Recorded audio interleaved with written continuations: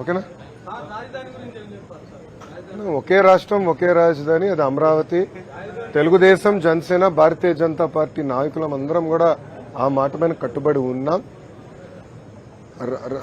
రాజధాని లేని రాష్ట్రానికి రాజధాని అవసరం. కానీ అదేవిధంగా అభివృద్ది వికేంద్రీకరణ పనులు ఏదైతే ఆనాడు ప్రారంభించామో, ఇప్పుడు అనంతపూర్కి కియా మోటార్స్, చిత్తూరు జిల్లాకి అనేక ఎలక్ట్రానిక్స్ తయారు చేసే పరిశ్రమలు, కడప జిల్లాకి స్పోర్ట్స్, అలా స్పష్టమైన హామీలు గతంలో ఇచ్చాం. హామీలు కూడా నిలబెట్టుకున్నాం. కొన్ని చేయలేకపోయాం, టైం సరిపోలేక. ఈసారి ఇచ్చిన ప్రతి హామీ నిలబెట్టుకునే బాధ్యత మేము తీసుకుంటాం. అన్ని జిల్లాలు సమగ్ర అభివృద్ది చేసే బాధ్యత కూడా తెలుగుదేశం, జనసేన, భారతీయ జనతా పార్టీ ప్రభుత్వం తీసుకుంటాం. టూ అర్లీ అన్నాయని, ఎందుకంటే చంద్రబాబు నాయుడు గారు మేము ఇప్పుడు వాళ్ళలాగా డేట్లు ముహూర్తాలు మేము ఫిక్స్ చేసుకోమండి. ప్రజలు తీర్పు వచ్చిన తర్వాత చేయాల్సిన పనులుంటాయని. ప్రజలు తీర్పు రాకుండా ముందర మేమే ప్రమాణ స్వీకారం ఎక్కడ చేస్తాం, పలానా టైం చేస్తాం ఏనాడు మేము అనలేదు, అన్నాం. ఈరోజు తీర్పుని మేము అద్భుతమైన తీర్పు ఇచ్చారు. ఆ తీర్పుని మేము స్వాగతిస్తున్నాం, గౌరవిస్తాం. అది ఇద్దరు పవన్ కళ్యాణ్ గారు, బాబు గారు కూడా కలవబోతున్నారు. కూర్చుని అన్ని విషయాలు మాట్లాడుకున్నారు. అది ఎప్పుడు ఏంటనేది నాయకులందరూ నిర్ణయిస్తారు. రేపు మళ్ళీ ఎన్డీఏ కూడా మీటింగ్ ఉంది. సో అన్ని జరగాలి, ఎంత డిసైడ్ చేస్తాం. కలిసికట్టుగా పనిచేశాం.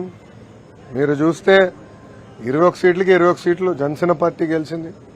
10 ఎమ్మెల్యే సీట్లు 8 స్థానాలు భారతీయ జనతా పార్టీ గెలిచింది. తెలుగుదేశం పార్టీ కూడా ఎప్పుడు రాని విధంగా మాకు వచ్చిన మెజారిటీ స్థానాలు మేము కూడా కైవసం చేసుకుంటాం జరిగింది. కలిసికట్టుగా మేము ప్రయాణిస్తాం. ప్రజలు ఒక బాధ్యత పెట్టారు మా పైన. 3 పార్టీలు కలిసికట్టుగా పనిచేయాలి. దారి తప్పిన రాష్ట్రాన్ని సరైన దారిలో పెట్టాలి. గతంలో ఈ ప్రభుత్వం చేసిన పొరపాట్లని మేము చేయకూడదు.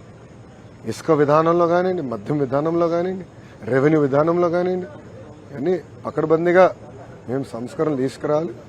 ప్రజలు ఏ ఆశయాలతో అయితే మమ్మల్ని గెలిపించారో అది నిలబెట్టుకోవాల్సిన బాధ్యత మా పైన. ఈ రోజే రిజల్ట్స్ వచ్చినాయి. మీరు చంద్రబాబు నాయుడు గారు కన్నా స్పీడ్ గా ఉన్నారు స్వామి. మొత్తం రిజల్ట్స్ రానివ్వండి. ఇప్పుడు మంగళగిరి ఫర్ ఎగ్జాంపుల్ ఎన్ని బూత్లో నెగిటివ్ వచ్చింది, పాజిటివ్ వచ్చింది మేము డిస్కస్ చేస్తున్నాం. కనీసం ఒక 6 రోజులు మాకు సమయం ఇవ్వండి, కొంచెం సమీక్ష చేసుకుంటాం. దాని తర్వాత స్పందిస్తాం.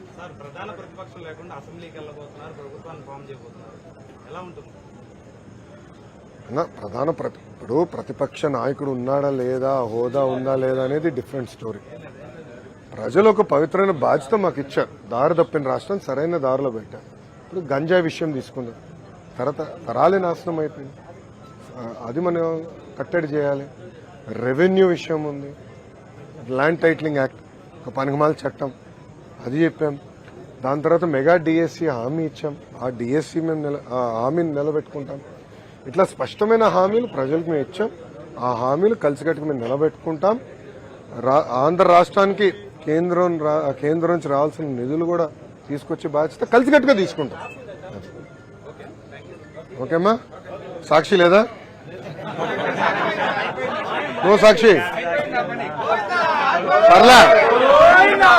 పర్లే ఎన్టీవీ మిత్రులు, టీవీ9 మిత్రులు కూడా వచ్చారులేండి. పర్లే మరో సాక్షి ఉన్నారులేండి.